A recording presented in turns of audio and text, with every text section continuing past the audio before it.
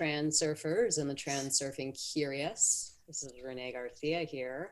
This is going to be kind of a transurfing after dark episode because we're going to dive in to the world of, I guess you could say, taking some of the dark experiences of life and reconfiguring them a little bit, or the value in reconfiguring them a little bit to help you now and whatever it is you're doing. Use those experiences as a jumping off point for really developing yourself. I think that's kind of why Ken Cervera here, who is my guest today, he has a podcast called Own Your Truth that I was just on, and I have to say it was a really, really good experience. It was one of, hands down, my most favorite podcast I've done. It was awesome, so much fun. And yeah, and it really, I asked myself after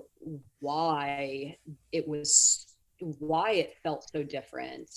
And the thoughts that came to mind is because I was allowed and given a space to really be myself.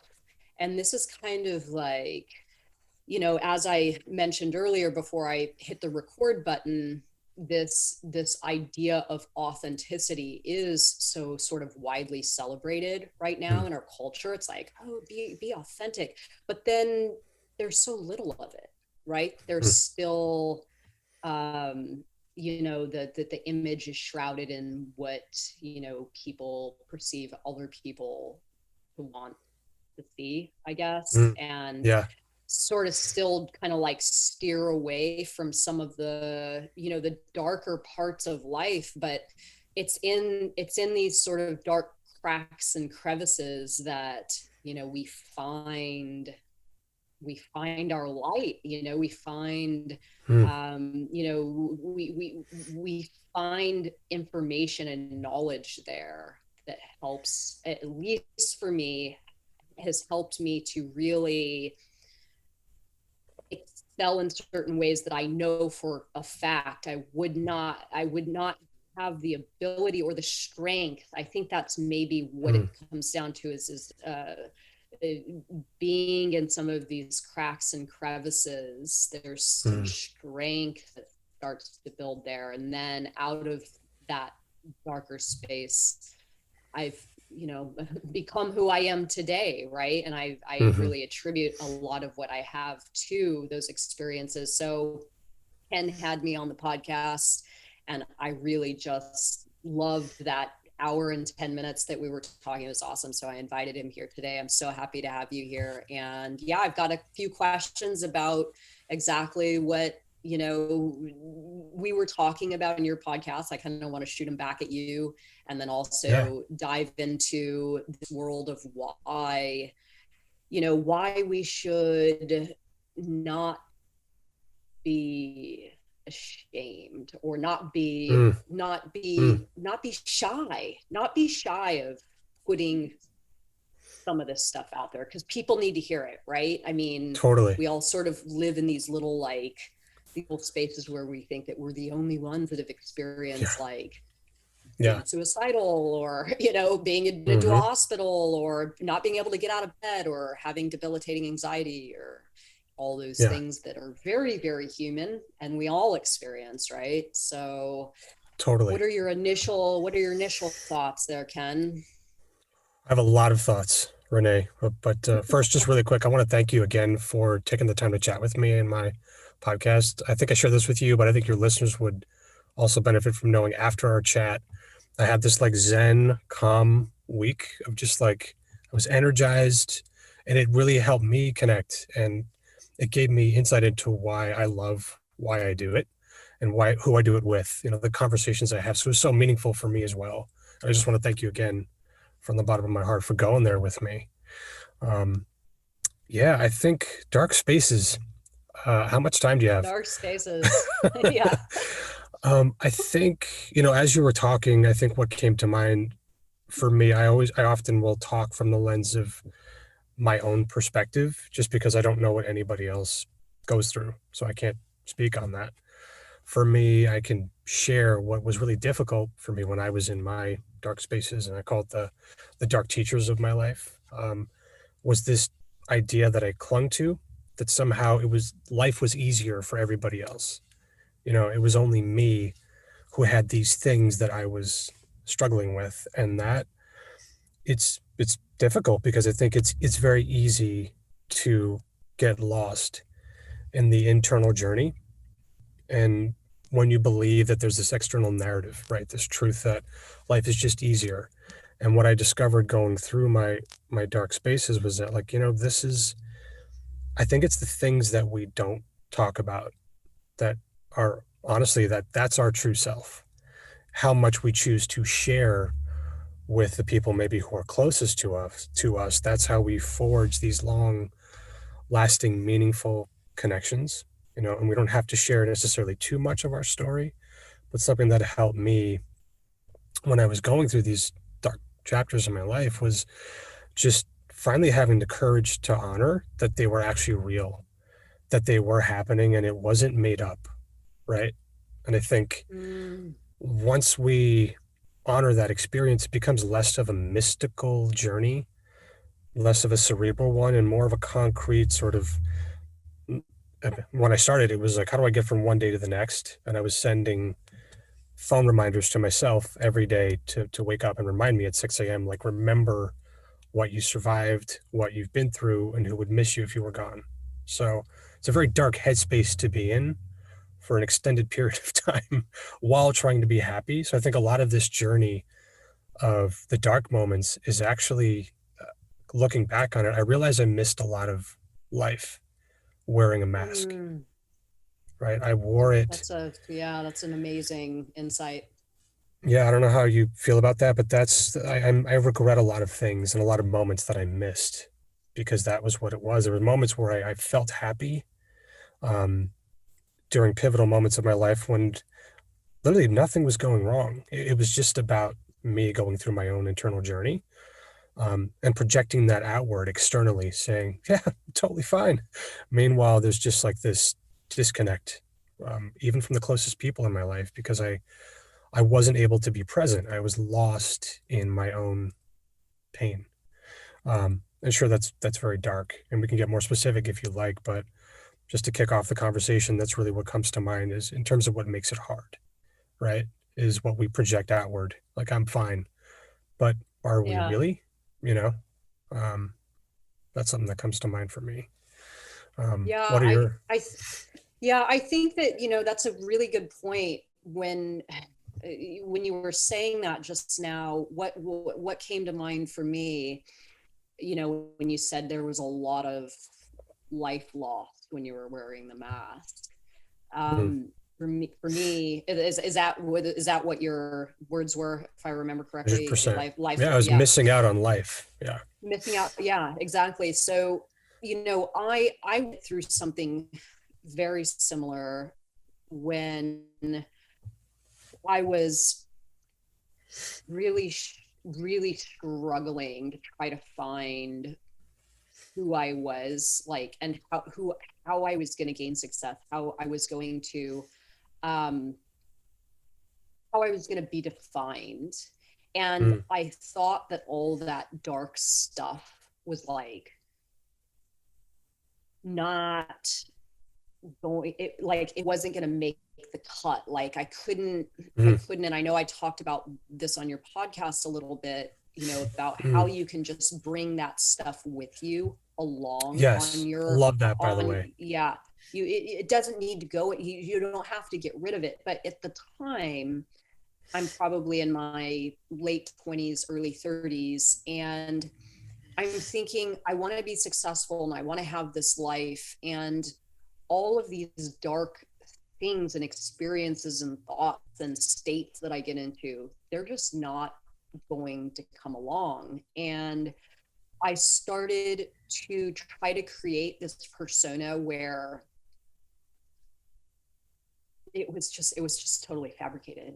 It was like Yeah. totally fabricated. And the same thing, like there was so much, the worst part of my life was probably 30 to 35 years old. Mm, And looking back on it, it was kind of amazing because, I had this amazing, sailboat that I lived on in Marina del Rey, and Mm, and had my own really thriving business, and everything should have been really fucking amazing, but it wasn't. And I look it's back like, and I'm like, why did I do that to myself? Why did I force myself in a corner where I did not allow myself to be myself or to be open about who I really was or my life experiences? And everything was very, the Los Angeles thing. I mean, we live in Los yeah. Angeles, that whole like, you're just showing certain facets to certain people. And it's kind of like, Hmm. okay, so I'm hanging out with this person. What's my facet with this person again? Oh, right. I Yeah. just show them this. Yeah. Yeah. Absolutely. So I had nobody that I could show the real Renee to. And Mm, everybody was like, it was just all smoke and mirrors. So looking back on it retrospectively, I understand exactly what you're saying about that life loss, yeah. I mean, I could have, I don't want to go back in time, but if I could go back in time to like 30 years old with Yeah. this mind and relive Yeah. that experience, I would have such a different, it would have been so different. Yeah. So yeah, I understand exactly what you're saying. And what I'm really curious about is, okay, so when we were talking on your podcast, either you or I can't remember who said it first, but it was something along the lines of like connecting with people on a real deep level, like finding your people, right? Finding your Hmm. people that you're like, oh, this person gets me, Yes. right? Or, oh, the things we talk about are really meaningful and deep. And there's like just a well of, Mm, connection and information that's going to help me to feel connected and feel alive and feel like it's okay and feel like mm, those dark sides of myself are totally okay. So we have this experience and we're talking and it feels really good and we're like, oh man, this is really great that I could talk with someone that gets me. And there's mhm. obviously all these rewards from bringing your authentic self to Yeah. conversation to another human being and providing a space for the other human being to bring their authentic self. And it Totally. feels so good. And we both know this. Yes. So why isn't this happening more often? Why are we doing the other thing where it's like, let me show this facet? Oh, let me just show this person this fast. So why are we moving more as social media gains its momentum as a Mm, massive force in our lives? There's more of this thing of only showing single facets. Why do you think that that's happening as opposed to the much better alternative? that actually, Renee, that's a really good question, actually. From my perspective, I think a lot of what this journey is we become attached to our identity, right? I think it's something that has been curated and crafted and constructed from a very early age. And a lot of it relies on sort of, when we're young, right? Um, the external, right? How we're loved, the friends we have. And then as we get older, we become very aware of what success means, what it means to be successful.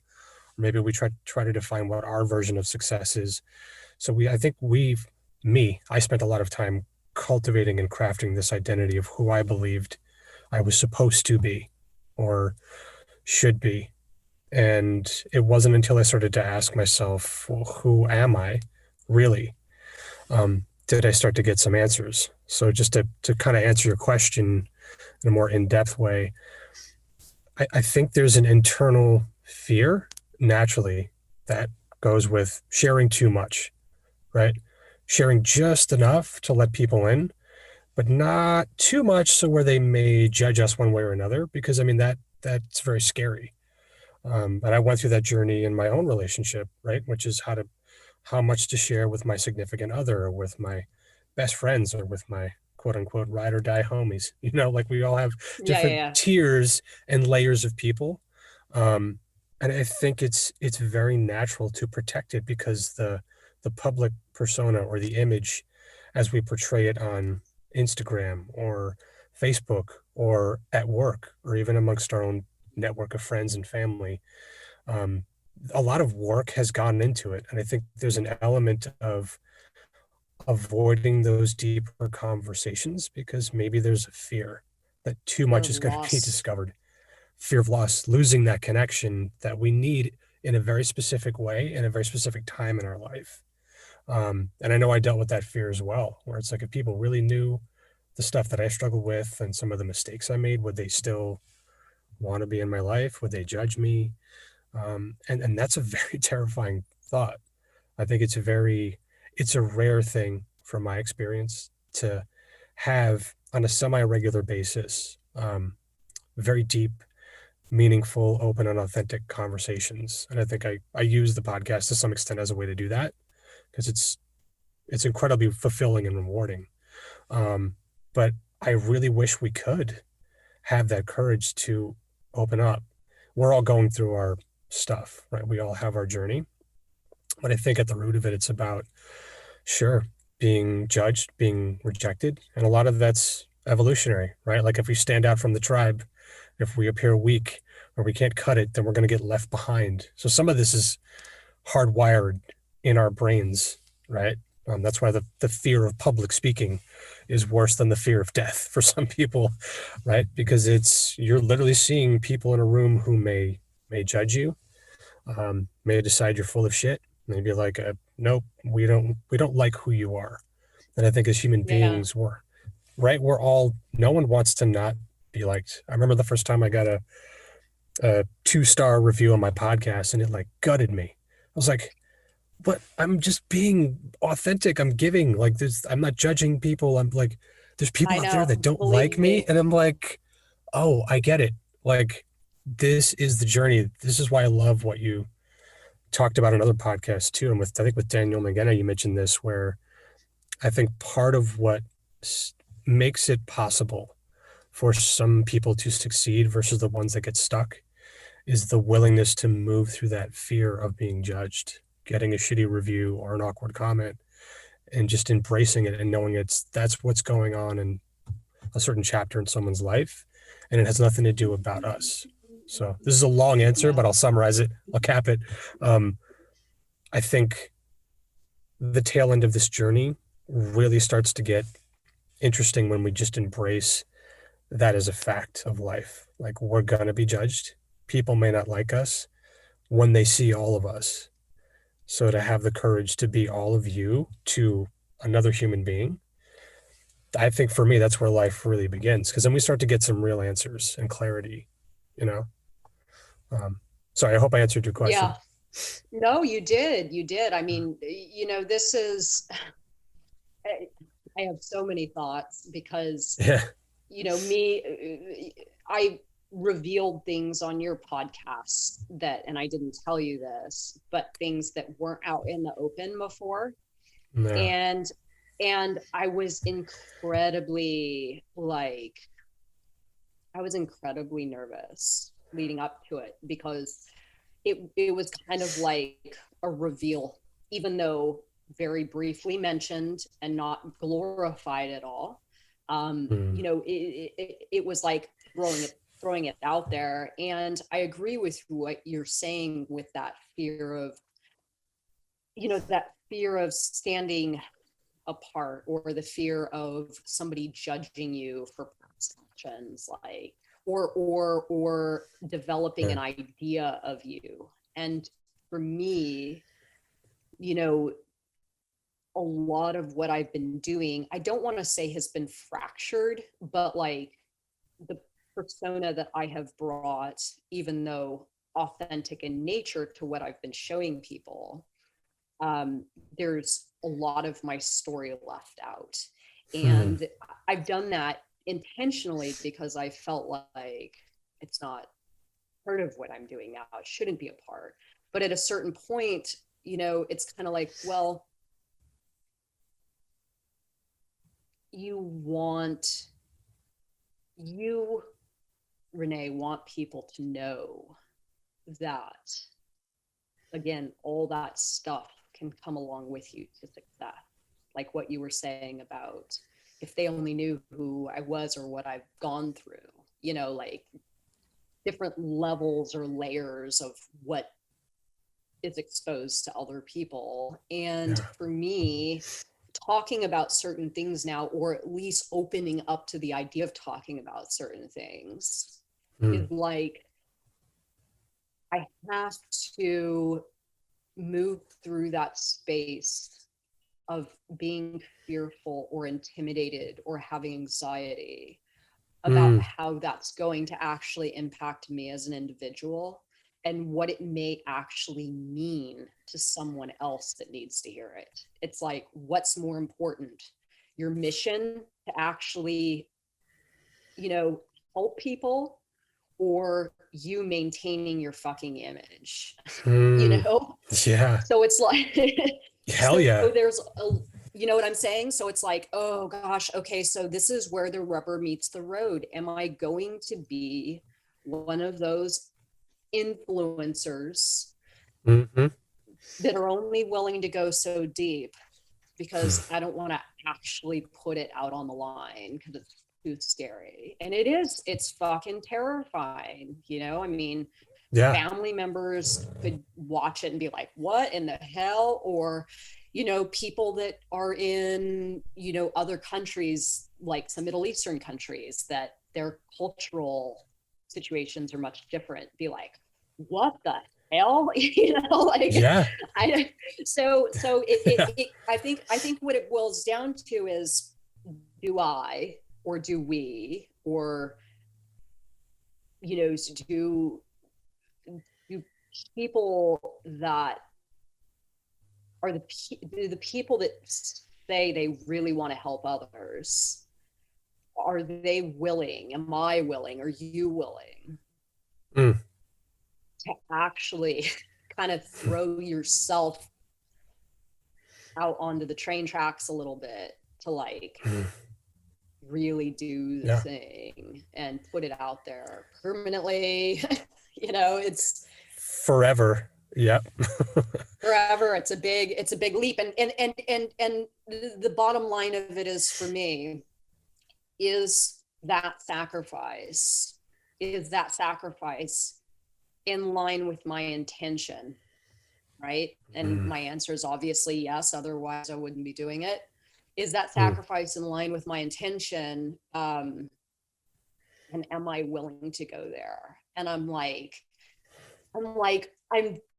I've just crossed the line, and I feel like I'm looking back at the line a little bit, and I'm sure some of these people are going to be like, okay, well, what is it? Or go back and look at your podcast or whatever. And it's like, I feel like that line, I could probably go run back and go cross over the line again real quick if I wanted to, or I keep going in the direction that I've set, and I just say, fuck it. Here I am. This is the life that I've led. These are the dark things that I've experienced. These are the things that I've made it through, and you can too. And extend that to other people.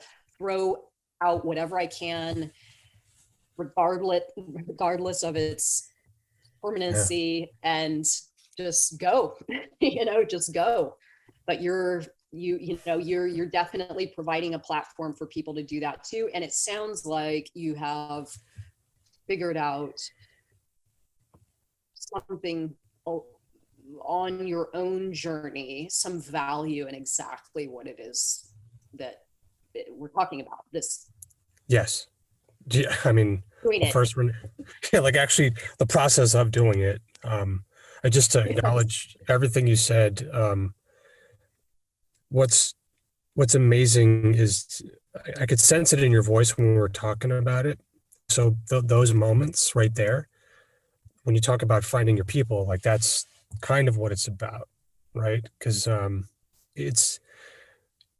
we have a human journey, right? A lot of it is internal. Not too many people, I believe, maybe they do, but they share it. not too many people have the courage to completely step over that line and throw themselves on the tracks, whether they're small steps or big steps. In fact, um, for me, I was living a life defined by my ability to not do that, right? Like that was my identity. So I think a lot of what makes this journey, in terms of simplifying it and deciding, right? How do we know when to cross that threshold? And how do we battle and segment in our mind that process of this image of us versus here's the dark past? How do those two meet anywhere? And I think just to really, as a testament to the work you're doing, I personally believe that you having the courage to do that makes the work you're actually doing with the transurfing community and the impact you're making even more meaningful. I mean, what a powerful message to send, right? When you talk about bringing the dark stuff with you and then using the strengths and your why and your purpose as a tool to show people how to do that, right? So I think my journey, um, it was really, it was difficult, but it was also simple. I clarified the decision to step over the line like this, right? Which is, I know what it was like to be someone who didn't feel like they could connect with another human being. I felt comfortable in my own skin and also comfortable being by myself in crowds, but always feeling like the odd person out, like I didn't belong. That's something you said that really connected with me, from a pretty young age. But as I started to go through my journey, I realized that there's a lot of people on planet Earth, and chances are someone out there may be suffering in their quiet corner of their room. Maybe their parents don't know, their friends or family don't know. But if they could actually hear a little bit of my story, and I would never meet this person realistically, but if they clicked on an episode that was very deep and meaningful and very personal to them, at least they'd feel a little bit less alone, right? Oh, I totally know what you're saying. So I think to engineer that in any way, however we want to do it, as long as our intention's clear behind it. And I think it's the ultimate act of giving, which is like, I'm not making any money off that experience. I don't care. It's not really about even knowing that I made an impact. It's about the act of doing something that could potentially open up someone else's dark space and just let a little bit more light in. And Totally. whatever comes, like if the end result causes a little bit of damage, um, I think it's damage that in time will be put in its place in terms of perspective, right? Because It'll be the worth it. victory that we're going for is bigger. So anyway, those are Yeah, just my thoughts. a lot of yeah, when you talk about showing up that maybe some in a way that somebody needs, that is feeling alone. I've actually had a lot of thoughts that, when I had this, really what it was that it was a psychotic break. I mean, I completely broke from reality. I don't know if I Yeah. touched on the story, but yeah, pre reality transurfing, when I was 35, I took this steroid called prednisone, and I went into almost 6 weeks of no sleeping. And I got to the point where I couldn't drive. I could barely even walk. It was really, really bad. And I didn't know that it was the prednisone that was causing it. I actually thought that I had lost my mind and I was just, descending into madness or whatever. And when I went through this, I was in Los Angeles and I had broken up with my partner and I was living by myself and I didn't have any family there. And I really did feel so unbelievably alone. My good Mhm. friends that I had in Los Angeles had all left Los Angeles. There was a couple of people that I knew that I didn't really feel very comfortable with, like the relationships weren't very deep. I was very, very alone. Mhm. And looking back on that version of me, this is oftentimes what sort of content I create. I envision what I could have used then, what would have spoken to me then, what would have been comforting to me then. Like me laying in my bed at night, freaking out, not knowing what was going on, scouring, the internet, trying to find something. What would I have wanted to find? What would have helped me? And it's exactly the sort of stuff. So it's kind of like I'm doing it for myself. Yeah. Just like I'm sort of, I don't know, it's kind of, we're so used to looking at things running this linear kind of line, but it's almost like I'm going back in time and helping that past version of myself recover by creating this version of myself now, and then putting what I can out into the world. So anybody that's challenged by anything similar can, if they can find it, which I think a lot of people are. But it's well, I want to ask you a question. It's going to be a pretty heavy question though. I love heavy questions, Renee. You know this. Okay. Hit me. Okay. I'll share. This is going to be this is going to be a heavy one in the sense that I want you to talk about the experience, and then I want you to talk about the exact benefit to the experience. Okay. So, do you know where I'm going with this? I think I do. Yeah. So, okay. Yeah. So feel free. Okay. So what was at the time the most awful thing that's ever happened to you? At the time, what was the most awful thing that ever happened to you that now you can look back on and see that it was in fact the time of the opportunity for the most growth or insight or something positive? So the deepest crack, and what was the flower that grew up out of that crack? That is deep, but let's do it.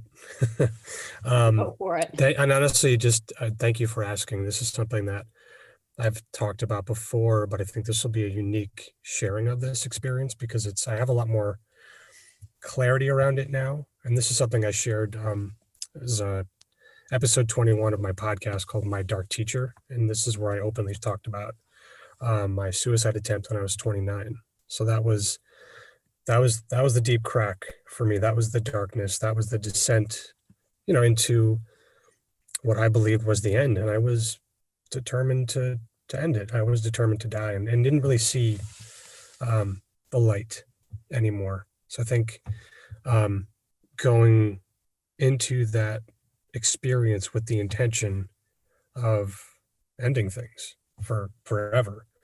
I'm ashamed to admit it out loud, but it also provided me like this deep breathing room for a minute where I could just the suffering is going to be gone. So I can cover this up. And my intention was to make it look like a motorcycle accident, something that I was very careful in crafting, so that my family wouldn't have to get a note, figure out what could we have done to change it. I wanted to relieve that, move it out of the equation. So I was very deliberate with the way I planned to do this. And I was lucky. I drove my motorcycle through an intersection with the intent on even picking a large enough vehicle so I wouldn't injure the driver. Wow. Yeah, and it was, that's the moment where when I got through the intersection like unscathed, and then I was determined to actually go back and finish what I started. And then a cop rolled up and just literally out of nowhere and pulled me over. And he just looked at me out the window and said, "Go home." Like, that was your life right there. It was just weird and spooky. Like, I've never really had much interaction with the LAPD beyond parking tickets and occasional breaking up of parties. But that was a moment where I genuinely believe, like there's angels out there who are delivered in different forms. And that was one of them. So that guy like woke me up, So I remember going home that day and just like taking this deep breath. Like I made it out of this thing, thank God, unscathed. But it was, I think, part of the journey from that headspace and the regrowth from that intersection was pivotal for me because I made a conscious choice, one, to live, but for like 11 plus years, like from 29 to almost 40. So I was living with that guilt for so long and keeping it a secret. No one knew. So I sort of Mm. suffered for a very long time. And my mask was very deliberate, right? I was a happy human being, uh, generally a fun dude to be around, like to Mhm. have close, meaningful relationships. And the ironic thing is like, for me, I had every opportunity to get the support and help that I needed, right? A loving family, close friendships, people who would have pulled me up and essentially rescued me. But I didn't reach out. And I think a lot of that was due to my ego, right? Because I was so, when you're suffering for that long, a lot of what this journey is, it's like, if you reach out for help, you're failing yourself. Like, what was all the reason for holding on to this pain and suffering? If you reach out for help, you've lost the point of the journey, right? Because that was it for me. Like, reaching out for help and admitting I was weak in that moment and needed support was for me, it felt like a fate that was worse than death. So I think the Mm. perspective I gained coming out of that space and sharing it publicly and telling my parents before it aired, that was, that Oh, was, yeah. that, good Lord, that was tough because I ultimately in that moment sort of had to, you mourn for the loss of, I believed I was the son that I was like my parents' baby boy. So like I had this image of being the son, the number one son, quote unquote, firstborn. I'm not supposed to do that. I'm supposed to set the example, right? For my younger sibling. I'm supposed to honor all the sacrifices they made to bring me up into the Mm. world as who I am. So it's like the ultimate admitting your human frailty and vulnerability, and you, after getting that practice with doing it, you suddenly realize at the end of that, it's not that life gets easier, it's that it puts shit in perspective. Like when I think of a bad day right now, nothing will ever be as dark or as bad as that intersection for me, ever. Mm. Mm. Yeah. So that's what I take with me every day to put things in perspective and remind me what matters most. So that was like the rose that I took from that deep dark crack, was that nothing can break me now. Nothing. You've Like already seen it. You've already been I, there. You've for already. 11, a long time. And when you suffer for that long, man, goddamn, like it puts suffering in its place, right? Like my suffering was a choice. We all suffer differently, right? And we're all dealing with our own shit. But for me, that was the biggest flower that I took from that experience, was honoring that what I did, the people that I would have left behind, and what my life would have looked like had I actually succeeded. Not my life, but the people that I left. Right. What would Um, the scene have looked like? yeah. I Yeah. mean, so those thoughts still sit with me, but we can talk more about it if you want, but I don't want to. You go. Well, let me just well, first of all, I know exactly what you're talking about. Yeah. Um, I've had 4 hospital stints for various reasons. The last one being the prednisone experience. I had to, I had to sign, I had to sign myself over to the state of California. I Mm, actually gave up because I got labeled gravely disabled from the lack of sleep, and they said, you're not able to care for yourself, you're going to have to sign yourself over as a ward of the Mm. state. And that was like a really, oh my God, for, Yeah. an A-type character that had everything going for me to like sit in that hospital room and actually sign my name on that line. That was, yeah, that Oh was probably gosh. one of the most humbling experiences of my life. Mm. But that was, that was my last experience. But the first time that I went into a hospital, I was 14 years old. I mean, from the very beginning, I was always looking for a way out. Mm. I was just desperate to get out of my reality, and Yeah. yeah, I mean, I know exactly what you're talking about, that kind of shame, especially Mm. when you hear that like life's a gift and you see all these positive things of the people, I'd watch friends that were going off to college and, getting married and doing all Yeah. these things that were seemingly very normal. And I'm like, what's wrong with me? Yeah. You know, Yeah.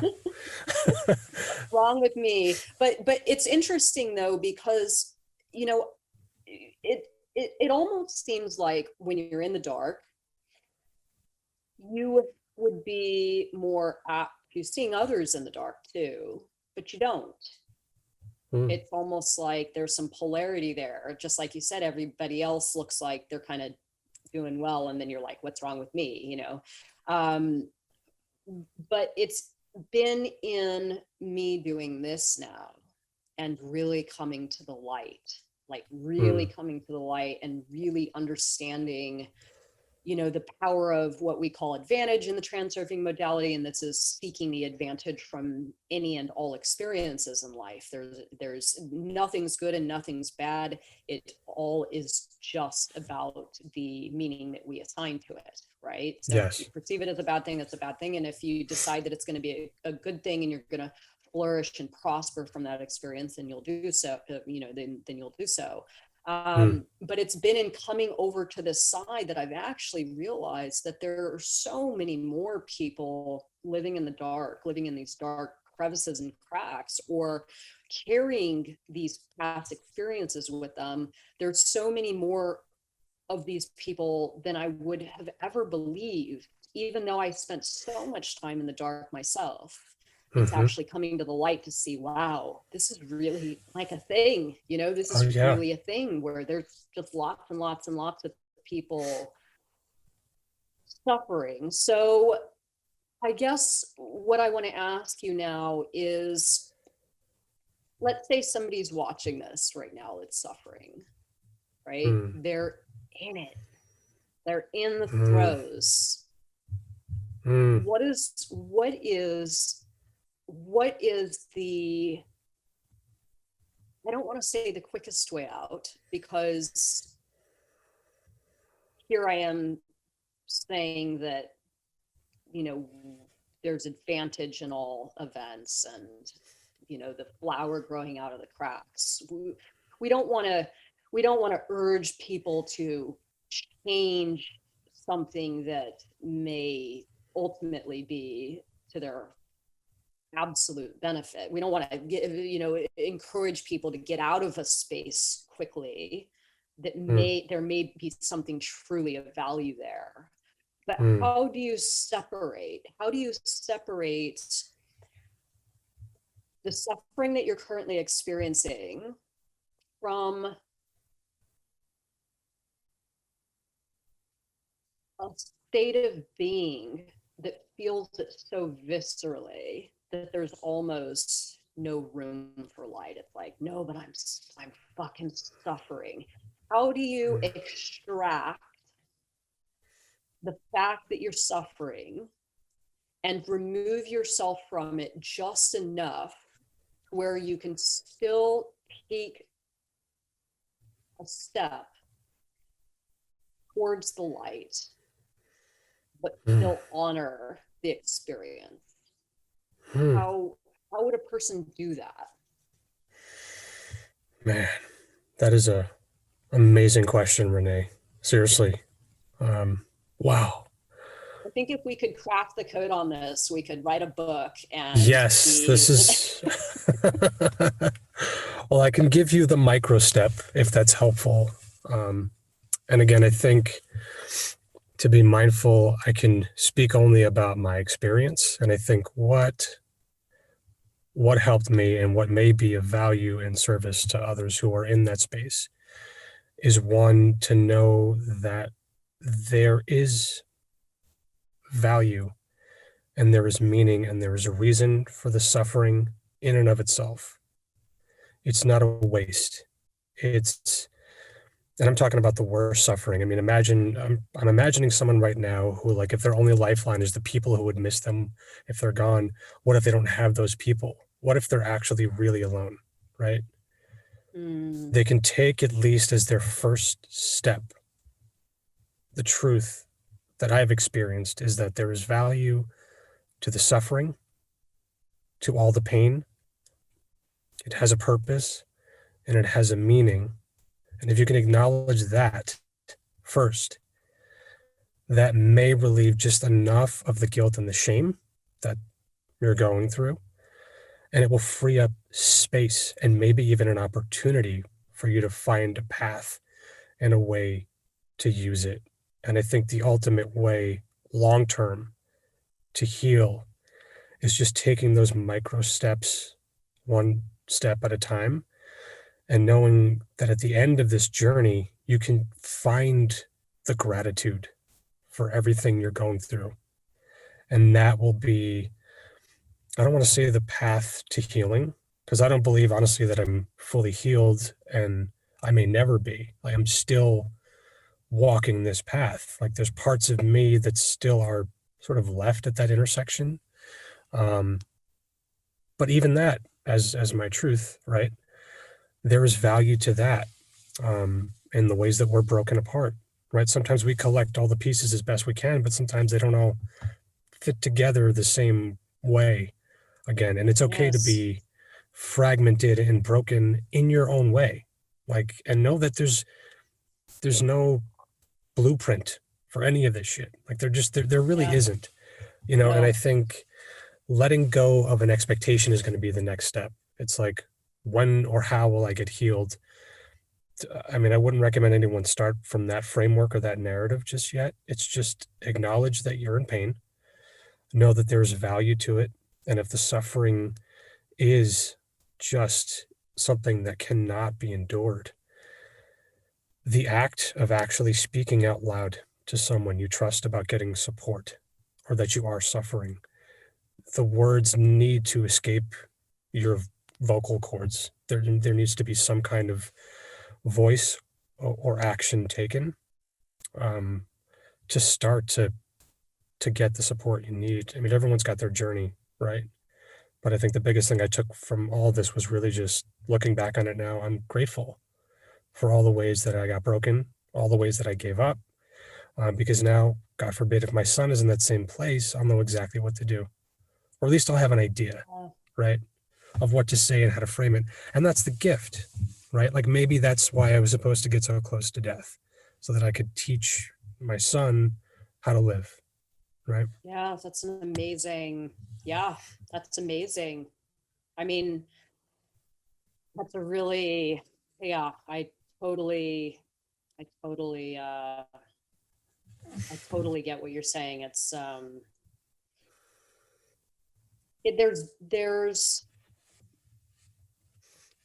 there's a use for it, absolutely, if you allow there to be, if you Yeah, allow yourself.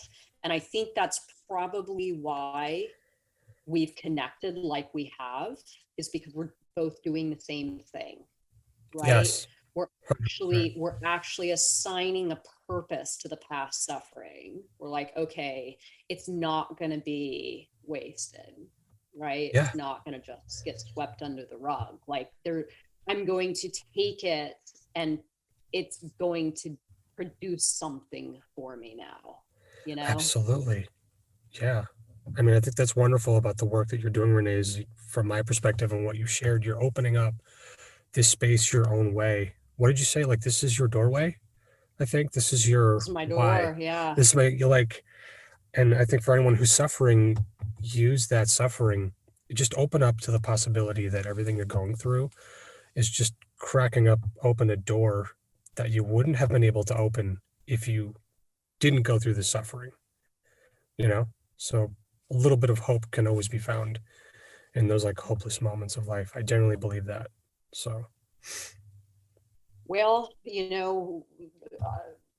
I've seen people meet their end mm, without seeing a little bit of hope through that crack.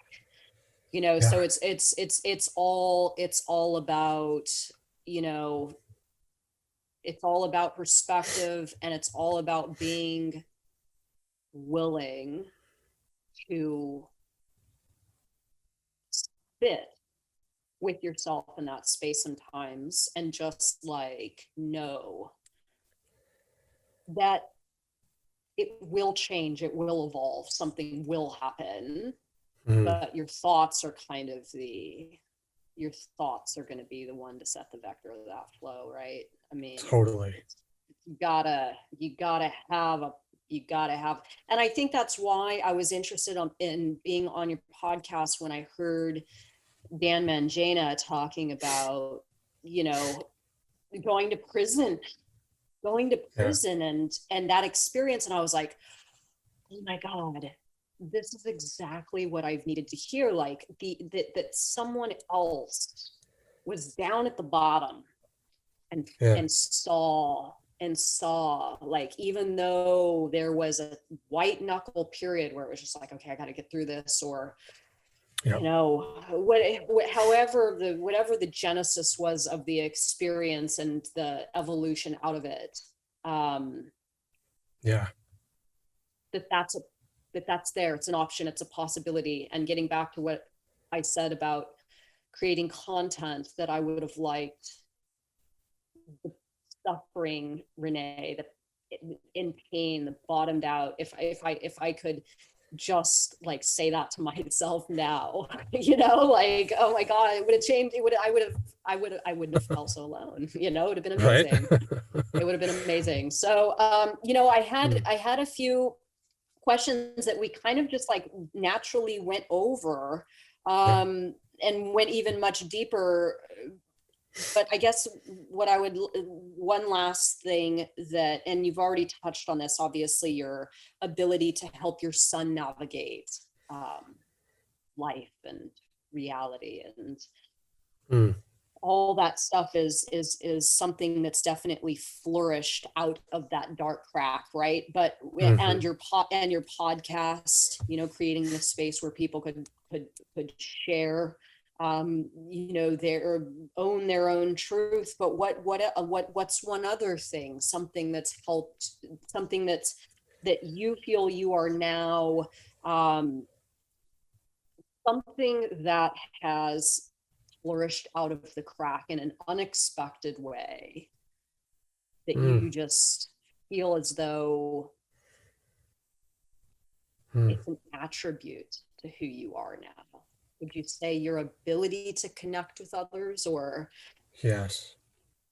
Um, I think what I didn't expect, especially now, I think at the stage of my life, I think it took me 40 years to finally understand, and going through that experience, how it all brought me to this space. Right. And to answer your question, what I got out of it was this understanding that we can create our own definition of success. And what I got out of that intersection was that I think for a lot of years, I wasn't sure whose definition of success I was living. Was it somebody else's or was it mine? And I think that's something I'm now able to answer. And a lot of the work that I do, in addition to being a host, is about that, like creative growth and strategy for people like me, for artists and entrepreneurs and creators. That fulfills me in ways because it's connecting me with my doorway.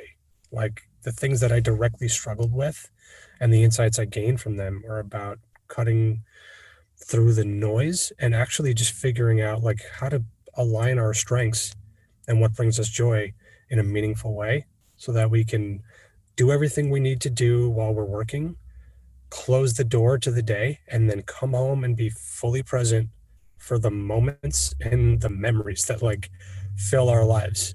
And for me, that's my biggest calling, because like I missed the life that I missed. In many ways, I'm still trying to get back. So that even that guilt of what I lost back then has helped to provide clarity now with the way I live my life. Like when I'm working, I'm working. When I'm on this podcast with you, I'm present. When I'm home, I try as possible, as much as possible, not to check my phone, but it's always calling me. So I think the practice is like, I don't want to miss any more of those moments and memories, because that's Mm, the stuff that life is made up of. So that's what that intersection also taught me, is like the work I'm doing now is directly aligned with that better way of life, right? Don't lose sight of the big yeah. picture, because it's easy, Uh, even with success, where you're successful, you're growing, and people who are naturally driven and focused and have a lot of clarity around where they want to go, there's this risk that comes with success, which is like, well, what does that mean on the flip side? Like, what are those moments that you're going to be missing that you're not paying attention to? So for me, that's like a constant journey that I love sharing with people. That's what I also got from that intersection, is those moments. that's awesome. And I understand exactly what you're saying. It's like, well, first of all, I know that you haven't dove into the course yet, but you're going to love transurfing, because transurfing is all about creating your own definition of success and turning away from, and this is exactly what had kind of Mm, driven me to my place of madness, was adhering to all these standards that were created by other people and other entities. And I was just so consumed with trying to raise myself up to them constantly. But it's all noise, right? That's yes. noise. Like you said, getting drawn to the phone when you're at home, being pulled away from that present moment. And like your intersection, right? My stints in needing to go away for a little bit to like figure it out, that it was all pulling me away from life. it's Hmm. it's it's it's getting wrapped up in a script that does not serve Yes. And it's the does hardest. not serve me. Yes, exactly. So it's about dialing in, and we'll wrap it up with this. I think what you're trying to say is it's about dialing it in to the extent where whatever has transpired is now used to connect and be of service to others, or shine some light, or do something productive with it, but no longer to get wrapped up into the extent where you're just gone, right? You're Yeah. gone from your life. It's like you're MIA in your own life. It's Yes. about taking all that stuff, working it to a place where it benefits you, and then moving the fuck on and Yes. like living. Right? Yeah. Like actually living your life in a meaningful way, where you're not just not missing moments, but you're able to be present, and you're seeing the big picture behind those small little actions. Like I don't like to summarize it all. I think a lot of what this is understanding that there's no such thing as a small action, right? And if we get really good at deciding what is a meaningful or a priority action in our life, or where we spend our time, um, that's when we are fully immersed in the actual experience of living, um, and not being in one room while our brain is in another, or our thoughts are in a different space. Do you know what I mean? Oh, totally. Yep, I know what you mean. I know exactly what you mean. 100%. Well, it was awesome to have you on, Ken. I definitely think we should do it again. Yes. I would like to have a similar conversation after you've learned some of the concepts, and you can then sort of apply the lexicon of transurfing to Yes. exactly what we're talking about, because I think you're really going to love it, and see that there's some framework to all these things that we're talking about. It's like transurfing has kind of like, well, this is why that happened, and this is, it's very clarifying. So Mm. I think you'll get a kick out of it, and I would love to have you on again to talk about what insights you've gained after learning some of the concepts. I think it would be really fascinating. I can't wait, So Renee. This has been so awesome. yeah, it has. And next time I'm down in LA, I'll hit you up and we'll meet in Yes. real life, real life connection. For those of you that are interested in listening to Ken's awesome podcast, it's called Own Your Truth. Really, really incredible, high quality podcast. Did you like my joke about me? That was so great. Me, your podcast is a Rolls Royce and mine is a '86 Ford station wagon. But yet they You've both get inspired you me where to you bring. need to go. Oh man. Awesome. Yes, exactly. But you've inspired me to bring up my game a little bit, so Oh, I thank you. appreciate that. Thank Well, have a you. good one, Ken. Thank you so much for coming on, and everybody, the links will be below for Ken's stuff. And I appreciate you taking the time to come and tell your story on Transurfing TV. Thank you so much, Ken. Thank you, Renee. I really enjoyed this. We'll talk soon.